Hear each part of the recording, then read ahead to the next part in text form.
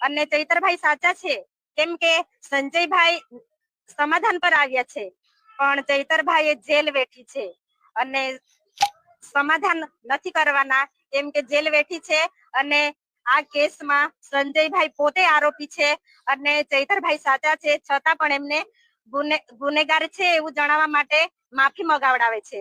પણ અમે સખતમાં સખત વિરોધ કરીએ છીએ. અમે સમાધાન કરવાના નથી અને અમને ન્યાય પર ભરોસો છે કે અમારો કેસ હવે હાઈકોર્ટમાં ગયો છે એટલે અમને ન્યાય મળશે. વસાવા સમાજના જે પ્રમુખ છે ગરાસિયા સાહેબ, સંજય વસાવે ચૈત્ર વસાવા માફી માંગે, તમે સમાધાન કરવા તૈયાર છો? ચૈત્ર વસાવા સાહેબનું શું સ્ટેન્ડ હતું? હવે કેમ કે એ લોકો પાસે કઈ પુરાવા જ નથી કે ધારાસભ્ય આવું બિહેવિયર કર્યું છે, તો એ લોકો સીસીટીવી ફૂટેજ પણ જાહેર કરે અને કેમ કે આ લોકોને ખબર છે કે એ લોકો પોતે ખોટા છે, એટલે ધારાસભ્યને નીચે પાડવા માટે એ લોકો માફી માંગવાનું એક કાવતરું રચ્યું છે. ચૈત્ર વસાવા માફી માંગશે કે કેમ? ના,